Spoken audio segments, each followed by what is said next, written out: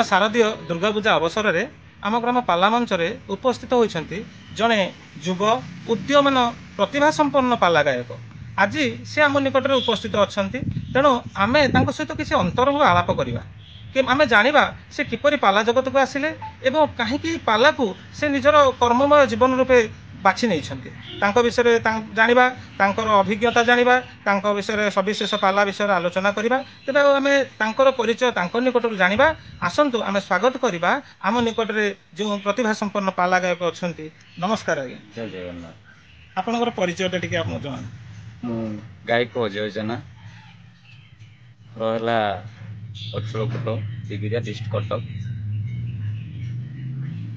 एकाथारे कह गले मो गुरु नृसिंह संपूर्ण समर्पित परिचय तो कहले सब जगार कहे मुझे गोटे सांस्कृतिक रूपक सेवक आउ से जहाँ ये जगत में मत दे जाइछंती तार तो तुलना नहीं एकाधारे परिचय कहले मुझे नृसिंह शिष्य सांस्कृतिक केते वर्ष है आप पाला जगत को आसिले मो पाला जगत को आसवा 11 वर्ष होगा आपन जब पाला जगत को आसिले प्रथम आपन कहाँ को देखि अनुप्राणित होते पाला करने मो घरे मो बापा होती जड़े पाला गायक आज्ञा ना है श्याम सुंदर जेना तो जो सहित मोर पढ़ा सारा +2 पढ़ी सारापर घर आर्थिक संबल तो भल न थाए तो बापा कहले कि ए पाला जगत को तू पलि आस मत टे सहयोग कर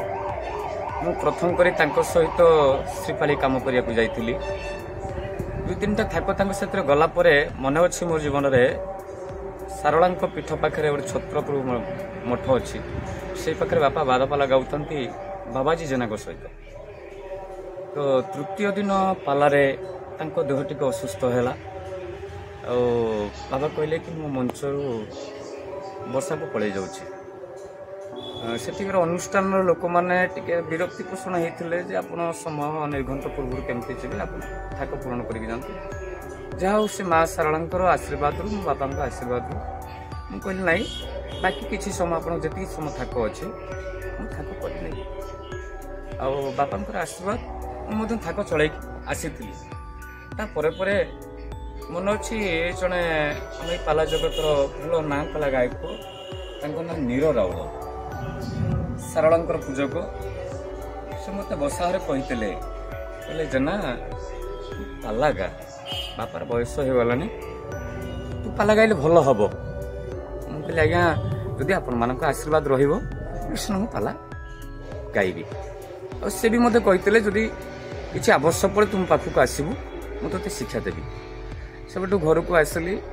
मन भर स्थिर कर ना मुझे पाला जगत को जी पाला जगत को जी क्या गुरु करी से समय मो गुरु गायक नृसिंह पाला टिके लोक मान आदृत होता मो गाँ को गोटे थर से आसी पाला गायक एमती बापा पाखर बोधे शुणी थे पुअर इच्छा अच्छी से पाला गायक हाँपाई एमती बसी हठात से मत मंच को डाकिले मंच उपर को जो डाकिले मुझे पूरा थरुची कहीं मत मंच को डाकिले कौन है मुझे कही कौन कर जानी मंच को हठात गली जमती गली गोटे चामर से कौन कले सांगे सांगे हाथ देले मंच उपर ही चामर टेकिले से महाश्रम पीठ आ कहले आज तू पाला गाइबू मुझे पाला शिखी बापा सहित जाए से जानी मुझे गाई पारे किसी मत कहले जन्म पाला तू बुणी पाद तल मुंडिया मार्ली चामर को धर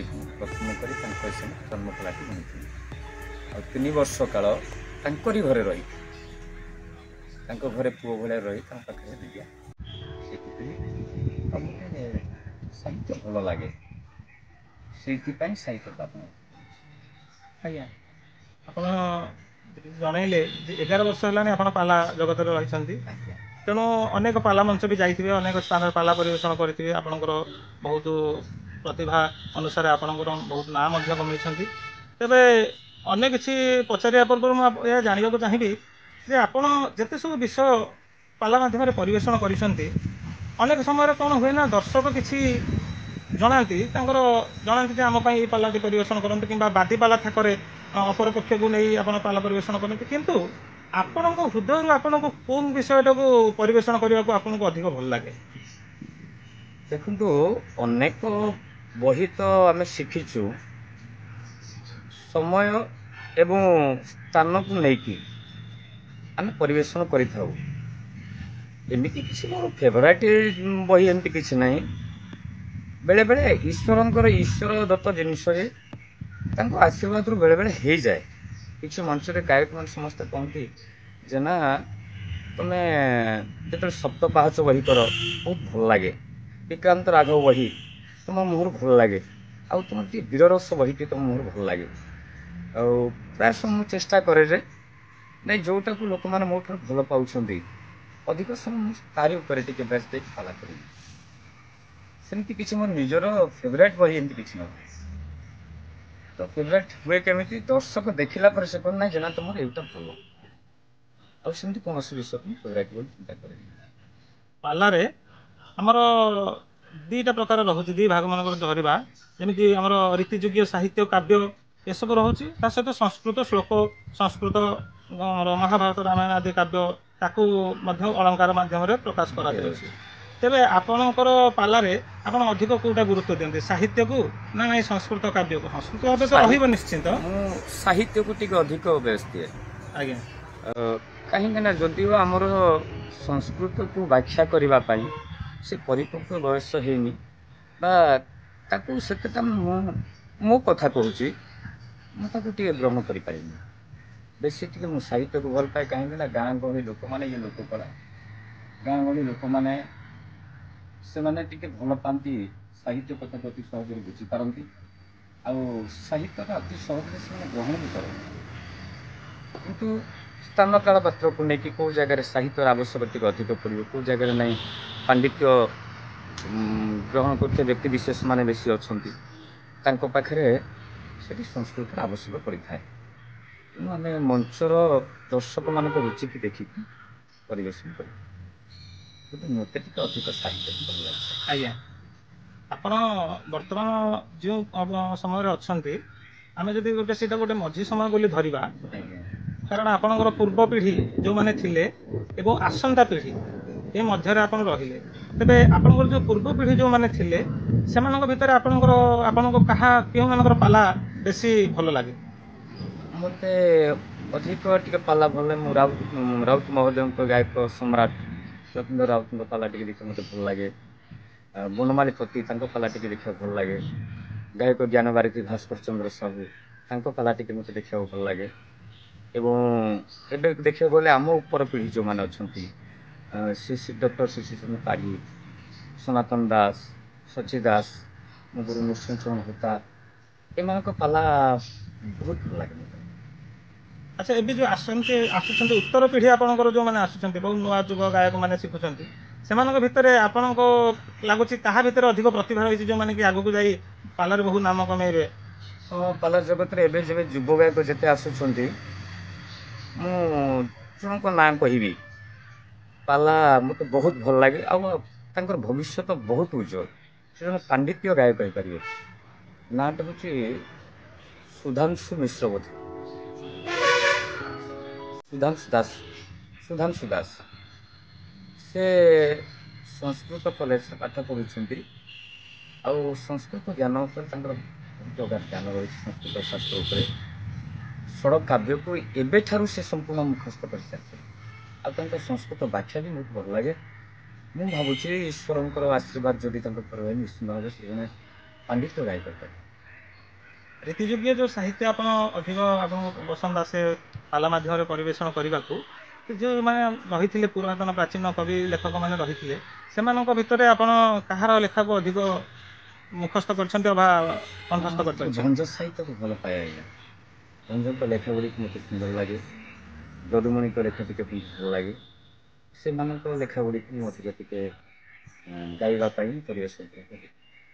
ଯାହା ହଉ, ଆପଣ ତ ଲଗାତାର 3 ରାତି ଧରି ପାଲା ପରିବେଷଣ କରୁଛନ୍ତି। ଆଉ ଯେମିତି କହିଲେ ଯେ ଆପଣ ଗାୟକ ଯୋଉ ସମ୍ରାଟ ନୃସିଂହ ଚରଣ ହୋତାଙ୍କର ଶିଷ୍ୟ, ତାହା ନ କହିଲେ ମଧ୍ୟ ଆପଣଙ୍କର ପାଲାରେ କିଛି ଝଲକ ତାହା ଦେଖିବାକୁ ମିଳୁଛି। ଏହା ସ୍ୱାଭାବିକ କଥା, ଯେମିତି ପିତାର ପ୍ରତିଛବି ପୁତ୍ର ନିକଟରେ ଥାଏ ସେମିତି ଗୁରୁର ପ୍ରତିଛବି ମଧ୍ୟ ନିଶ୍ଚିନ୍ତ ଭାବରେ ଶିଷ୍ୟ ନିକଟରେ ରହିବ। ତେବେ ଯାହା ହଉ ଏଇ ପରିଶ୍ରମ କରି ମଧ୍ୟ ରାତିରେ ଏତେ ଅକ୍ଳାନ୍ତ ପରିଶ୍ରମ କରୁଛନ୍ତି ପାଲାମାନେ, ତାହା ମଧ୍ୟରେ ମଧ୍ୟ ଆମକୁ ଏଇ ବହୁମୂଲ୍ୟ ସମୟ ଦେଇଥିବାରୁ ଆମେ ଆପଣଙ୍କୁ ଧନ୍ୟବାଦ ଅର୍ପଣ କରୁଛୁ ଏବଂ ଆଶା କରୁଛୁ ଆଗକୁ ମଧ୍ୟ ଆପଣଙ୍କ ସହିତ ଏମିତି କିଛି ଯେତେବେଳେ ଅନ୍ତରଙ୍ଗ ଆଲୋଚନା କରିବା। ତେବେ ଯେହେତୁ ଆପଣ ଆମକୁ ଆଜି ସମୟ ଦେଇଛନ୍ତି ସେଥିପାଇଁ ଆମ ତରଫରୁ ଆମେ ଆପଣଙ୍କୁ ଏ ଦୁଇଟି ବହି କାଳିଦାସ କୃତ ମେଘଦୂତ ଏବଂ କାଳିଦାସ କୃତ କୁମାର ସମ୍ଭବ ଆପଣଙ୍କୁ ଉପହାର ସ୍ୱରୂପ ଦେଉଛୁ, ଗ୍ରହଣ କରି ଆମକୁ। ଧନ୍ୟବାଦ। କିନ୍ତୁ ମୁଁ ପଦେ କହିବି ଆଜ୍ଞା ଆମର ଦର୍ଶକମାନଙ୍କ ପାଇଁ, ଆଜ୍ଞା ଓଡ଼ିଶାବାସୀମାନଙ୍କ ପାଇଁ ପଦେ କହିବି। ଦିନ ଥିଲା ପାଲା ଦେଖିବା ପାଇଁ ଲୋକମାନେ ଚାଲି ଚାଲି ବହୁତ ଦୂର ଦୂରାନ୍ତର ଯାଉଥିଲେ, କିନ୍ତୁ ଆଜିର ସମୟ ଏମିତି ପହଞ୍ଚି ଯାଇଛି ବର୍ତ୍ତମାନ ପାଲା ଦେଖିବା ପାଇଁ ଲୋକଙ୍କର ଆଗ୍ରହ ନାହିଁ। ନଗ୍ନ ସାହିତ୍ୟକୁ ବେଶୀ ଭଲ ପାଇଛନ୍ତି। ମୋର ସେଇ ଦର୍ଶକମାନଙ୍କୁ ଅନୁରୋଧ, ଏ ନଗ୍ନ ସାହିତ୍ୟକୁ ଏଡ଼େଇ ଦେଇକି କିଏ ପାଲା ସଂସ୍କୃତିକୁ ଦେଖନ୍ତୁ। ୟା ଭିତରେ ଶିକ୍ଷା ଅଛି, ଗୋଟେ ସମାଜକୁ ସଂସ୍କାରିତ କରିବା ମଧ୍ୟ ୟା ଭିତରେ ଶିକ୍ଷା ଅଛି, ଗୋଟେ ପରିବାରକୁ ସଂସ୍କାରିତ କରିବା ଶିକ୍ଷା ଏଠି ଅଛି। ଯେଉଁ ପାଲାକୁ ଏ ଦର୍ଶକମାନେ ଏ ଗୋଟେ ପରିବାରର ଲୋକ ମା ବାପା ଝିଅ ପୁଅ ସମସ୍ତେ ଏକାଠି ଉପଭୋଗ କରିପାରିବା, ଯାହା ଭିତରେ ଅନେକ ଶିକ୍ଷା ରହିଛି। ତେଣୁ ଆକୁ ଦେଖିବା ପାଇଁ ସମସ୍ତଙ୍କୁ ଅନୁରୋଧ କରିବି ଯେ ନଗ୍ନ ସାହିତ୍ୟକୁ ତ୍ୟାଗ କରି ପାଲା ଜଗତକୁ ଭଲ ପାଆନ୍ତୁ, ପାଲା ଖେଳକୁ ଭଲ ପାଆନ୍ତୁ। ନିଶ୍ଚିନ୍ତ ଭାବରେ ଆପଣଙ୍କର ଅନୁରୋଧ ନିଶ୍ଚିନ୍ତ ଭାବରେ ସବୁ ଦର୍ଶକମାନଙ୍କ ପାଖରେ ପହଞ୍ଚିବ ଏବଂ ଆଗକୁ ଯେ ପାଲା ପୁଣି ଥରେ ତାର ପୂର୍ବ ଗୌରବ ଫେରି ପାଇବ ଏହା ଆଶା କରି ଆଜି ଆପଣଙ୍କ ସହିତ ଅନ୍ତରଙ୍ଗ ଆଲୋଚନାକୁ ଏଠାରେ ସାଙ୍ଗ କରୁ। ନମସ୍କାର। ଜଗନ୍ନାଥ।